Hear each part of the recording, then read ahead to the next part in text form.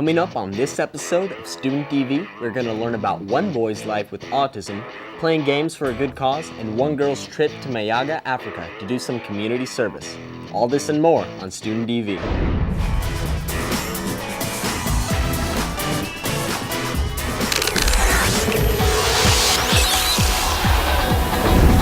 I'm Danny Finnenberg. Today is Thursday. When I was in high school, we usually did Montana, coal, and iron. If you don't have a lock on you, one condition.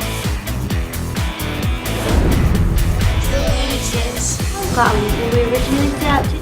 Every second of the day. What'd you call Fred?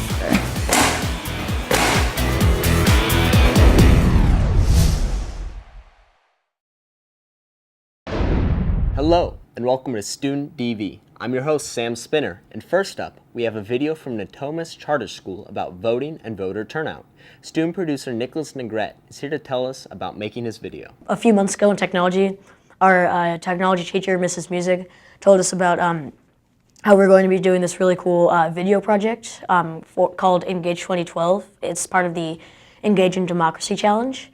And in the video, we got to choose one of 6 topics. I can't remember them all off the top of my head, but the one I chose is voter turnout because I've been really kind of intrigued, kind of reading about that and just how there's so many things like the government could do and just what they are doing. So my partner and I chose that one, and I really like making video projects. So this is something I felt I could be really passionate about when I made.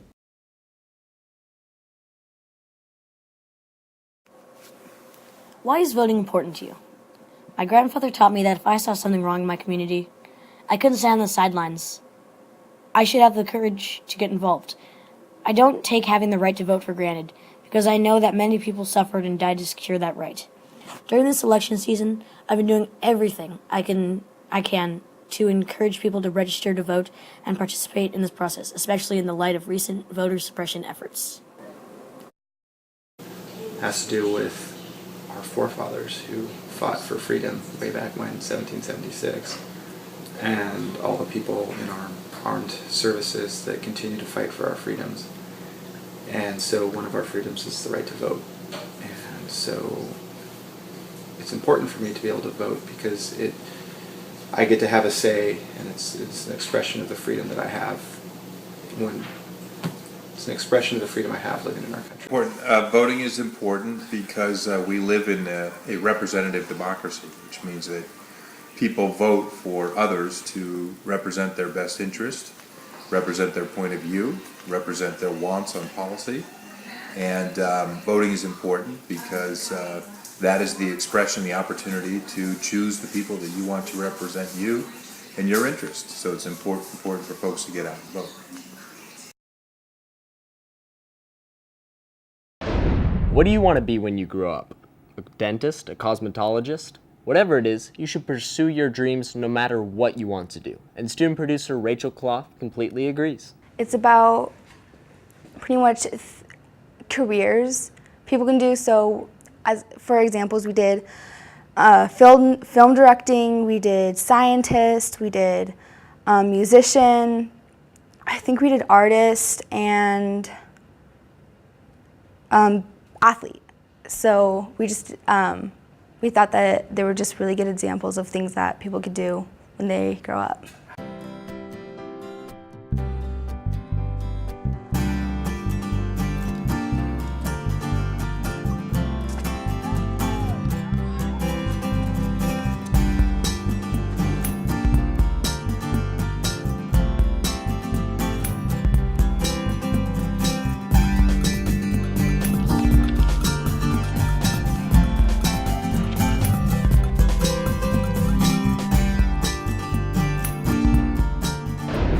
One in 88 children are diagnosed with autism, and it can affect not just that child's entire life, but also the life of their family and friends.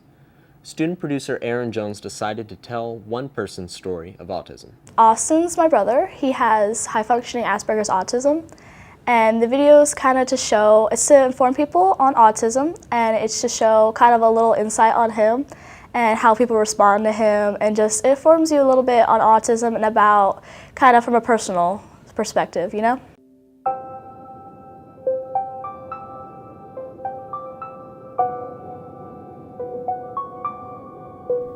My brother Austin was diagnosed with high-functioning Asperger's autism when he was 7 in 2nd grade. Autism has a percentage of 1 in 88 children and is 4 times more likely in boys. It's usually diagnosed younger in a child, but my family never really noticed his differences. It is defined, okay, and I looked it up. It is, it's a complex neurodevelopmental disorder. So that's the label. And like I said, it can be social impairments, communication impairments. So it's just everything. And it was brought up to me that they sometimes refer to the people with Asperger's as they call it, like little professors. And what that means, and not in any negative sense at all, but they hone in on details and facts. I've known Austin for about a year now. He's very sharp, and he comes up with really quick, witty things to say about people. Other ones don't have the social skills to understand, like if someone is saying something rude to them, they don't know how to respond correctly, or they take things very literally. Austin's just like any other kid. He loves playing video games and even enjoys reading. Sometimes we get on each other's nerves and fight, but being brother and sister, it's bound to happen. Sometimes his temper can get the best of him, but he has a sense of humor and likes to make people laugh. I like him in my class. He's funny. He's very entertaining. His life is going to continue. He has goals and plans and a future. My goals for the future are to get into a mainstream science class. Living with Austin could be difficult, but I wouldn't trade it for the world.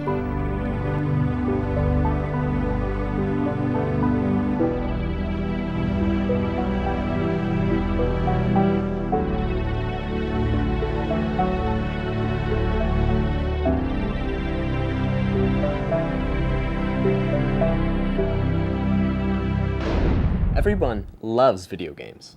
But what if you were playing for more than just a high score? After being diagnosed with cancer, one guy thought he would put his gaming to a good use and start a charity. Student producer Claire Chapman is here to tell us more. So our video is about Austin Young, who is a high school student. He's going to college next year. And he was diagnosed with cancer when he was 6 months old. It went away, and then it came back his senior year of high school. And he decided to create a fundraiser called Gaming for a Cause, where people pay money to enter a tournament, and they play video games, which is a high school craze. Everyone loves doing that. And so he gives all that money. All the proceeds go to Correct Family House, which is an organization that houses cancer patients while they're being treated. This is Austin Young. He's 18 years old and will attend UC Davis next year. When he was 6 months old, he was diagnosed with retinoblastoma, a type of cancer located in the retina. He underwent radiation therapy and beat the cancer. But then, in May 2011, Austin was diagnosed with rhabdomyosarcoma, a rare form of muscular cancer that affects the skeletal muscles. While he was being treated at University of San Francisco, his family stayed at the Correct Family House. His gratitude towards the family house inspired him to start a fundraiser to raise money for this remarkable foundation. Family House offered that place to stay, and for so many years they did it free of cost. After that, I really wanted to find a way to give back to Family House and decided to create a fundraiser for them. Gaming tournament is held every second Saturday of each month at the local Fuddruckers. Participants pay a small fee depending on which competition they want to enter. Gamers enter for the fun of the competition and to win prizes like games, consoles, and controllers. The tournaments start when you enter, you pay a venue fee, which is what we take as our profit to give to charities. Then every game you enter, there's another fee which goes towards the prizes that you can win back. Typical games that we usually play are Call of Duty, Halo, Marvel vs. Capcom, Super Smash Bros. Brawl, and Madden. But we do change them out every month to keep it fresh. Every video game tournament Gaming for a Cause does, we usually make between $1,000 and $1,500. All proceeds go to the Correct Family House and other cancer research foundations. Gaming for a Cause, we are always planning to grow and make our tournaments larger so we can give more money to fund other charities that need it.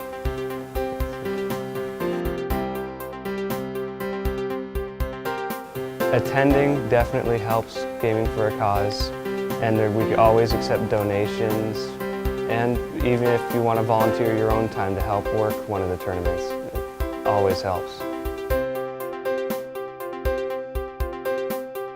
It's really amazing to see the community come together at these video game tournaments.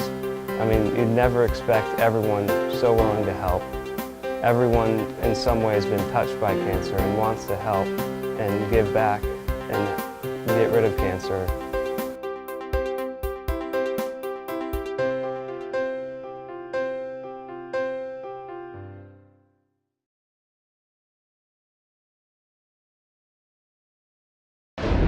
People often jump to conclusions about those who have disabilities, but there's so much more to a person than just their condition.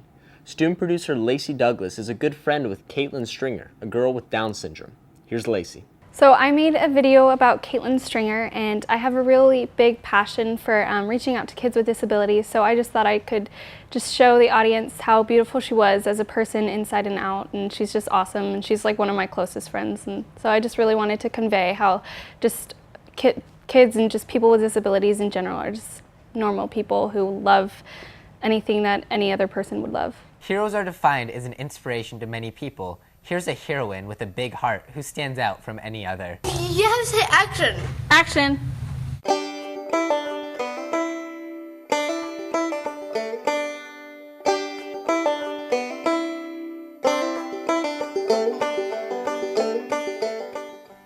Hi, my name is Caitlin Stringer, and this is my story. I am 16 years old, and I live in Elk Grove, California. I live at home with my mom, my dad, and my sister. I have a dog. Her name is Annie, and she is super cute. Then there's Annabelle. She bites. Though my sister and I are only a year apart, me being the oldest of course, we have characteristics that are noticeably different. I was born with a genetic disorder called Down syndrome. Down syndrome is a genetic disorder where people develop an extra chromosome. Some people call me disabled, but I know I am beautiful and unique. I am just like any other teenage girl. I love fashion, social networking, boys, Twilight, and more than anything, makeup.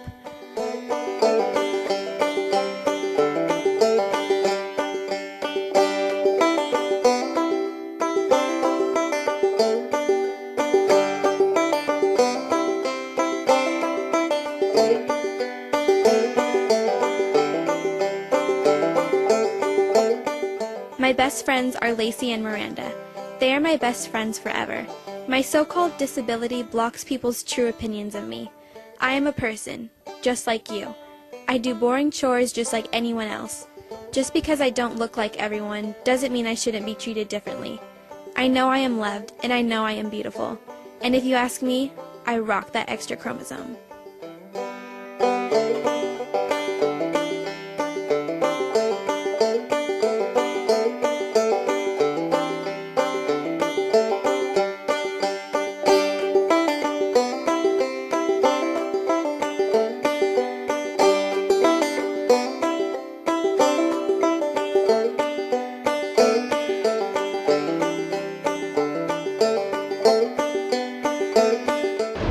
It's important to always be honest, no matter what.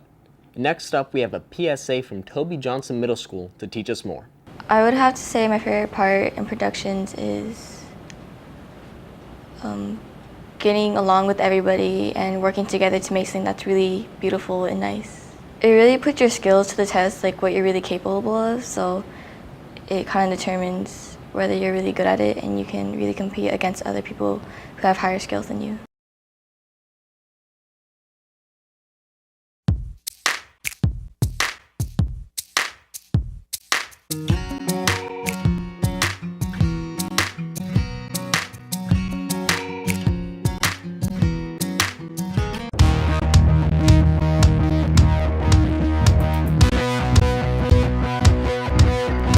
Get my mind away from thoughts of you. 2 weeks ago today, you were just the girl. Honesty is the Toby way. Time that we decide love is our friends, and we would be fools not to follow. Next, let's take a trip down to Mayaga, Africa to learn about One Girl's community service efforts. And we have student producer Sierra Brown here to tell us about the purpose of her video. The purpose of the video was mostly to teach them about what we did during that week while we were in Mayaga, which was building the workshop and kind of our community service portion of the week. But I think I also hope that the video will show them more about Africa, less about just us going there to help, but more about them helping us and us growing together and learning from each other. This is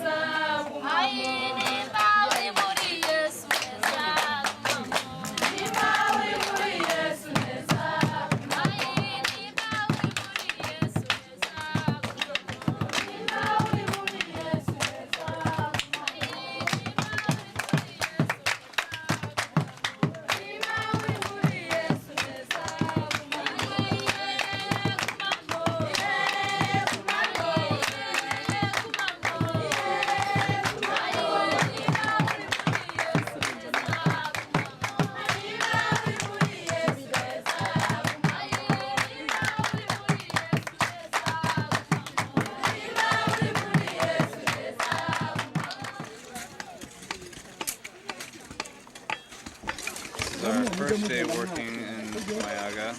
We've been here for about 2-3 days now. We're trying to work on our community service projects. The beginning idea of the whole project is they need a workshop space for their masonry school. Phase 1 is the framework, which we decided we could fund completely. So they have holes for the pillars, and then the pillars will go up, and then we'll add the beams, and that's the framework. And then as they get more funding, Phase 2 will be the roof that they'll put over, and then Phase 3 will be adding the floor. So we decided that we only had enough money for the framework, and so that's what we're doing, and we hope to finish that by the end of Monday, which is the end of our work week.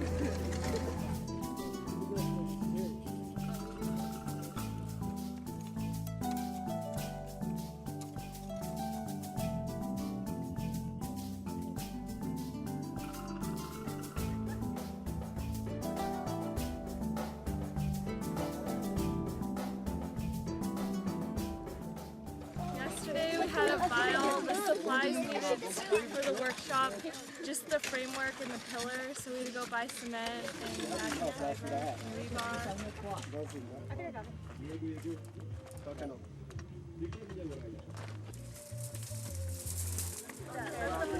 We spent like around 550,000 francs, which is close to like $600 US on all the supplies.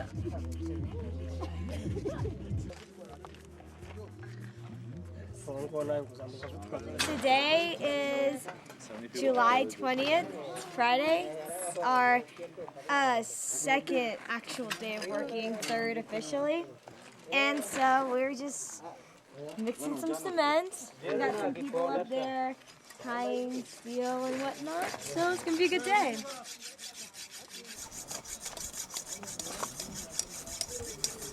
Inside the pillar, the column of the pillar, they put in cement. Yeah, they put in cement so that the pillar becomes strong.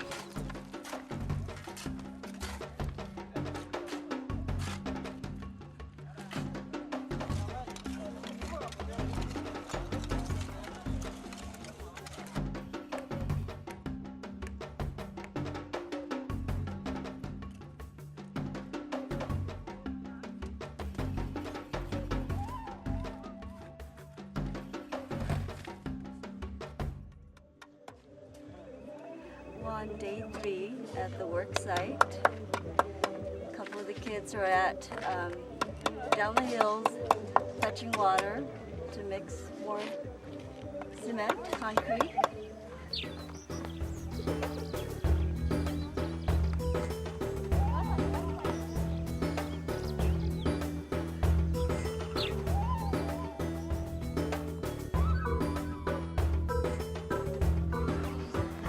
I'd just like to thank all the women in the background who are hauling water up this extremely steep hill, and it's just incredible, like combining strength with the grace of like holding a bucket of water on your head. They're definitely the backbone of this project.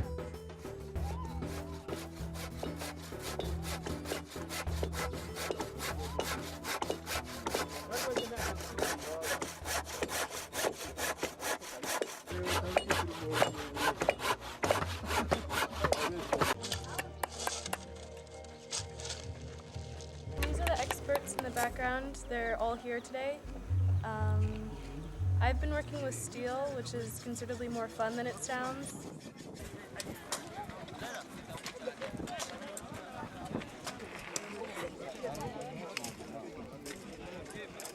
This is Automatic Baby. He dances when we sing to him.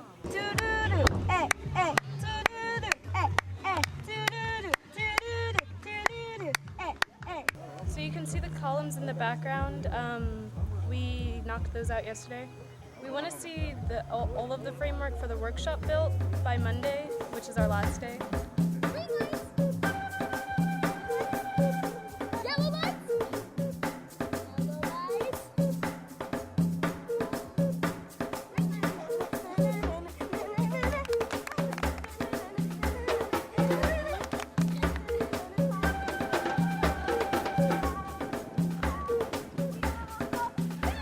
We're here at the work site. It's the last day. The specialist technicians have worked all day Sunday, which was yesterday, on the structure behind me. So right now we have the columns up and they're drying, and they've put a trough on top, which today we're going to fill with cement.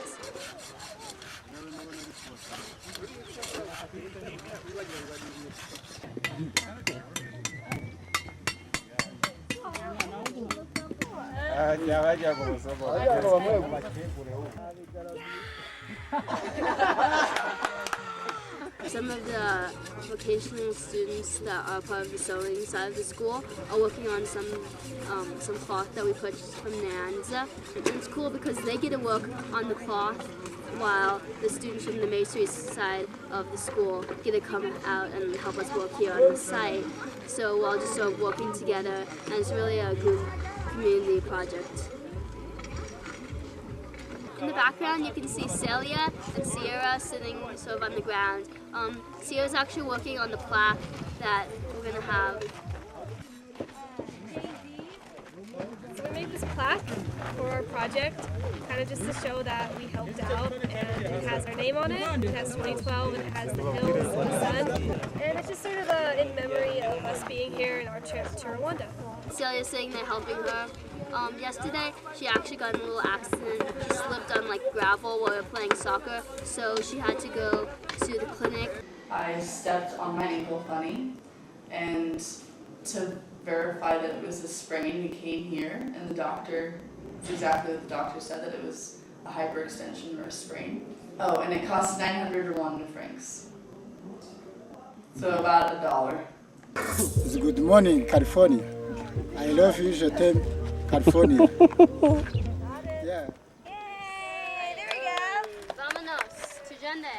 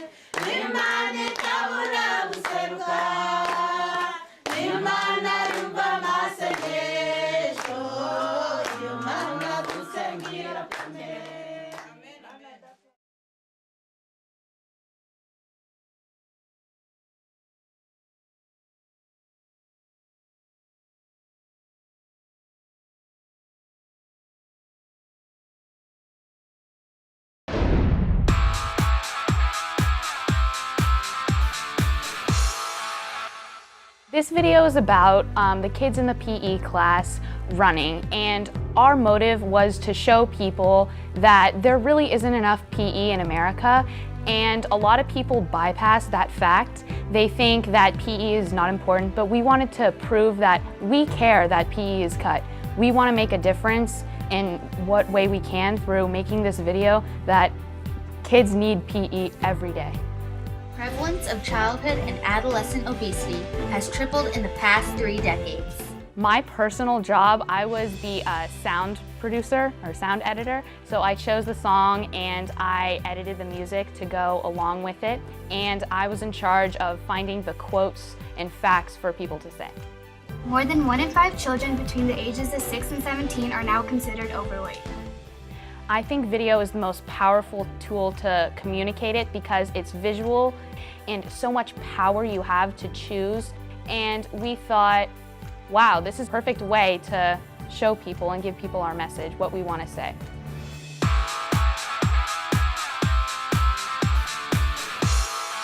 That's it for this episode of Student TV. If you would like to get your video on Student TV, you just need to enter it into the SEVAs, the Student Educational Video Awards. Entries are due in March each year, and you can find out more information about the SEVAs and Student TV on the SECC website, secctv.org. I'm Sam Spinner. See you guys next time.